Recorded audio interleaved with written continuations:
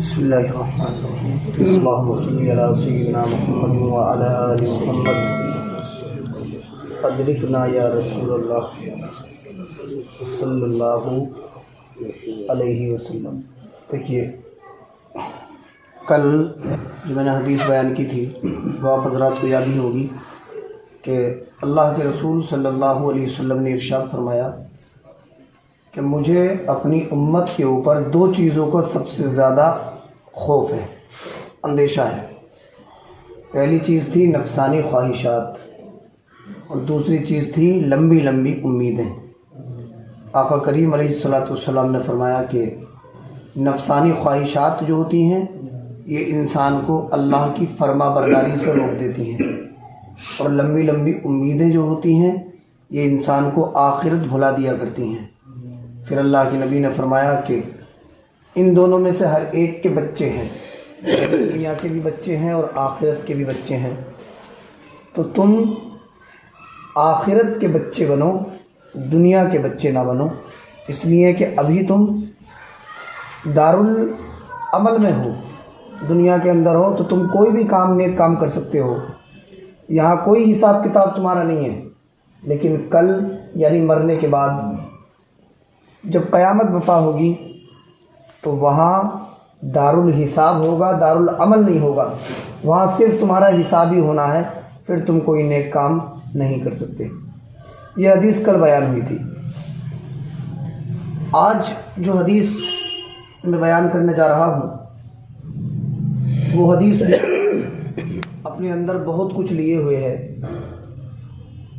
دیکھیے، آپ حدیث کے راوی ہیں حضرت شداد، وعن شداد قال سمعت رسول اللہ صلی اللہ علیہ وسلم یقول یا ایھا الناس ان الدنیا عرض حاضر یاکل منها البر والفاجر وان الآخرہ وعد صادق یحکم فیہا ملک عادل قادر یحق فیہا الحق ویبطل الباطل وکونوا من ابناء الآخرۃ ولا تکونوا من ابناء الدنیا فإن كل أم يتبعها ولدها۔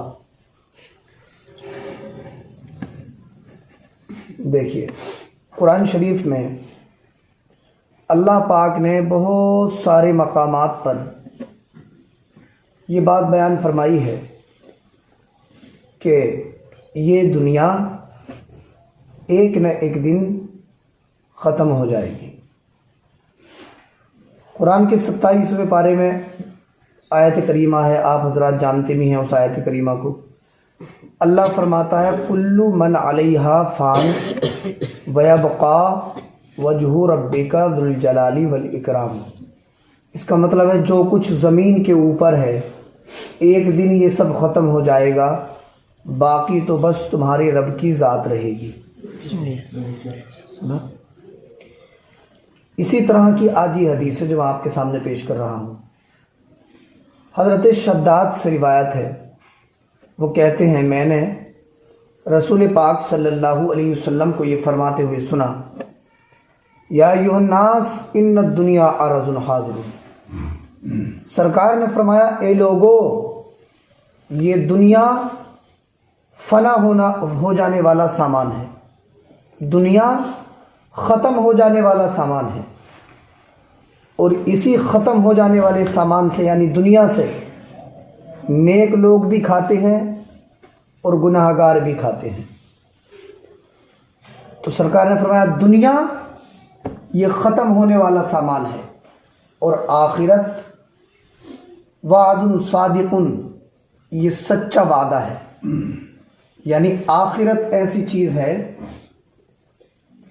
کہ وہ اسے ہر حال میں ہونا ہی ہے، اور یہ دنیا ایک دن ختم ہونا ہے، اور اس کی بالکل ختم ہوتے ہی کیا چیز ہوگی؟ آخرت ہوگی۔ قرآن شریف میں اذا وقعت الواقعہ، جب ہونے والی ہو جائے گی، لیس لوقعتھا کاذبہ، اور اس کا ہونا کوئی جھوٹ بات نہیں ہے بلکہ اس کا ہونا یقینی ہے اور سچ بات ہے۔ تو سرکار فرماتے کہ دنیا ختم ہونے والا سامان ہے، اور آخرت یہ سچا وعدہ ہے، اور جب آخرت ہوگی تو کیا ہوگا؟ اللہ کے نبی نے فرمایا یحکم فیہا ملک عادل قادر۔ اللہ کے نبی فرماتے ہیں کہ جب آخرت ہوگی تو میدان قیامت میں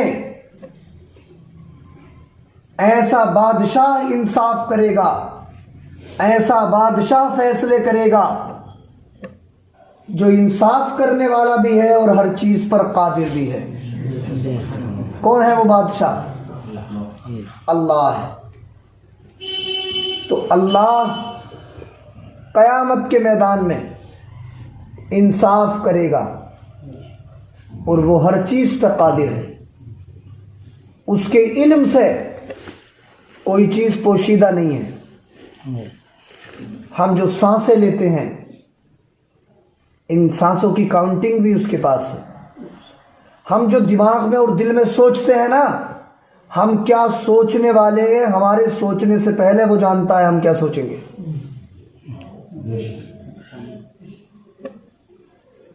قرآن شریف کے 13ویں پارے میں اللہ یعلم ما تحمل کل انثی وما تغیض الارحام وما تزداد، کہ ہر عورت اپنے پیٹ میں جو حمل اٹھائے ہوئے ہے اللہ اسے جانتا ہے۔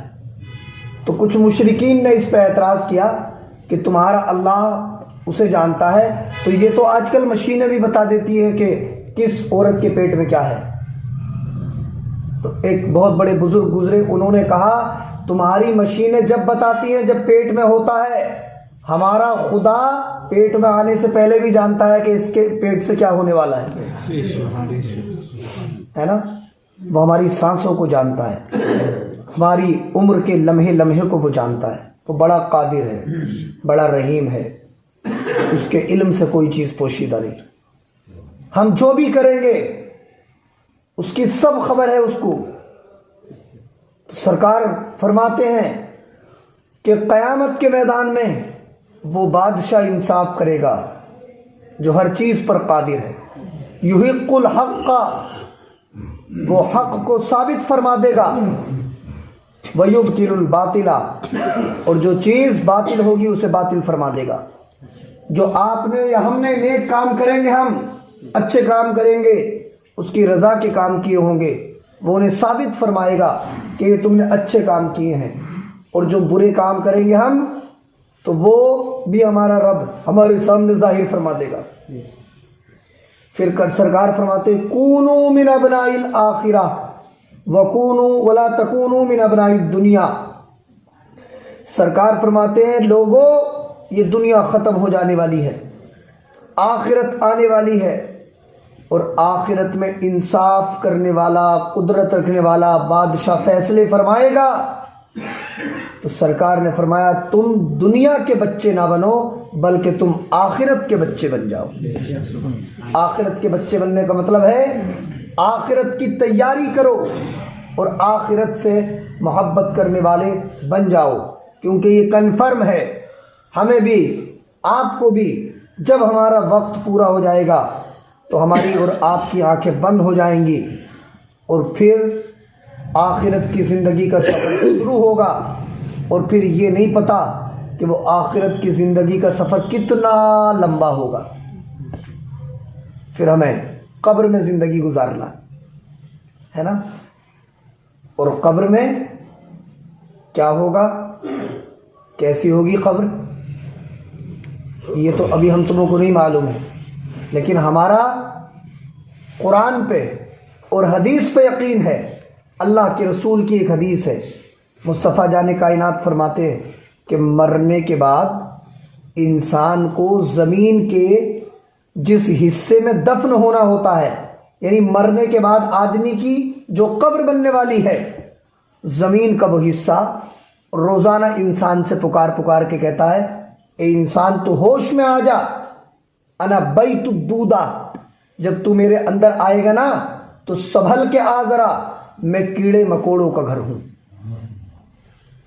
انا بیت الوحدہ، میں تنہائیوں کا گھر ہوں۔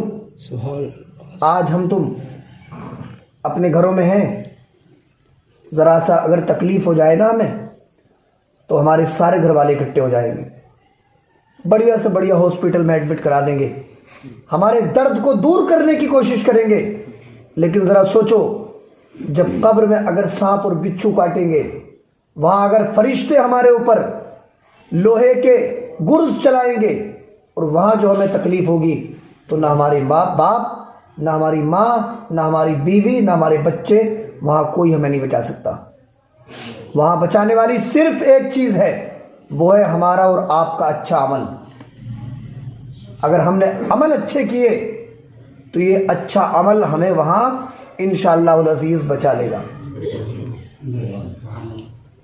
آقا کریم علیہ الصلوۃ والسلام اور اللہ کی سچی محبت، یہ چیز بھی ہمیں جو ہے انشاءاللہ بچائے گی۔ لیکن آقا کی محبت ہی یہی ہے کہ ہم شریعت کے کاموں پہ چلے، دین کے فرما بردار بن جائیں، یہی آقا کریم کی محبت ہے۔ آقا کریم کی محبت یہ نہیں ہے کہ ہم ان کی محبت کا دعویٰ کریں اور ان کے حکم کی خلاف ورزی بھی کریں، اس کا نام محبت نہیں ہے۔ بلکہ محبت کرنے والا وہ ہوتا ہے جو اپنے محبوب کی ہر بات مانا کرتا ہے، اپنے محبوب کے نقش قدم پہ چلتا ہے۔ تو رسول پاک کا سچا عاشق وہی ہوگا کہ جس کا ہر کام رسول کی سنت کے مطابق ہوگا۔ تو قبر پکار پکار کے کہتی ہے، انا بیت الدودہ، میں کیڑے مکوڑوں کا گھر ہوں، انا بیت الوحدہ، میں تنہائیوں کا گھر ہوں، انا بیت الوحشہ، میں ڈراؤنا گھر ہوں، خوف کا گھر ہوں، وحشت کا گھر ہوں، میں غم کا گھر ہوں۔ یہ ہماری قبر اگرچہ ہمارے کانوں میں سنائی نہیں آ رہی ہے، لیکن اللہ کے نبی نے فرما دیا تو یہ بات سچ ہے۔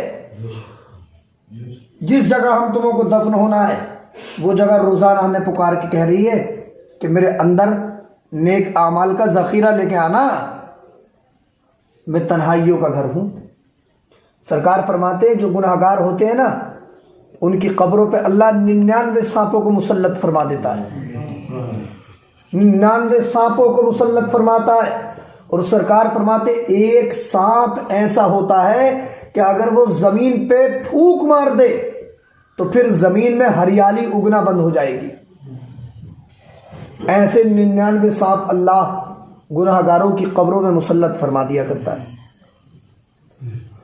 ہم اندازہ کریں، ہم بہت غافل ہیں، غفلتوں میں زندگی گزر رہی ہے۔ 60-70 سال ہوتے کتنے ہیں؟ ایک ایک دن کر کے یہ تو ختم ہو ہی جائیں گے، مرنا تو ہر حال میں ہے ہی۔ سوچنا چاہیے ہمیں کہ اس زندگی کا کوئی پتہ نہیں کب تک ہوگی وہ، اور اس زندگی کی ایک لمٹ ہے، اس کے گنے چنے دن ہیں۔ اگر کسی کو 70-80-100 سال کی زندگی مل بھی گئی تو 100 سال کی بھی ایک لمٹ ہے، لیکن جب قبر میں رکھ دیے جائیں گے نہ جانے کب تک قبر کی زندگی رہے گی، اور پھر رب کے حضور تو حاضر ہونا ہے نا، اللہ کے حضور بھی جانا ہے۔ اگر غفلتوں میں گزار دی یہ زندگی، خود سوچو کیا جواب ہوگا ہمارے پاس جب اللہ کے سامنے ہم حاضر ہوں گے۔ کتنی غفلتوں میں آج ہم زندگی کو اپنی گزار رہے ہیں، کوئی پتہ نہیں۔ ہمیں اپنی اس زندگی کو راہ راست پہ لانا چاہیے، اور ہم خود بھی اصلاح کی کوشش کریں۔ اپنی بہنوں کو، اپنے بھائیوں کو، کم سے کم ہر آدمی کو یہ چاہیے کہ وہ کم سے کم اپنے گھر والوں کی اصلاح کرے، خود اپنی پہلے اصلاح کرے، اور جتنے اس کے گھر میں لوگ ہیں ایک ایک کر کے، دو کر کے ان کی اصلاح کی کوشش کرے۔ میں یا آپ سب لوگوں کو نہیں سدھار سکتے، ہم سب سے پہلے اپنے آپ کی اصلاح کریں، اور اس کے بعد میں اپنے گھر والوں کی اصلاح کی کوشش کریں۔ گھر میں اگر 10 لوگ ہیں، ایک آدمی کو بھی ہم نے نمازی بنا دیا تو ہو سکتا ہے وہی ہماری بخشش کا ذریعہ بن جائے۔ اور ہم کوشش میں لگے رہیں، اپنا کام تو کوشش کر رہا ہے نا، باقی سب کام اللہ کے ذمہ کرم پہ ہے۔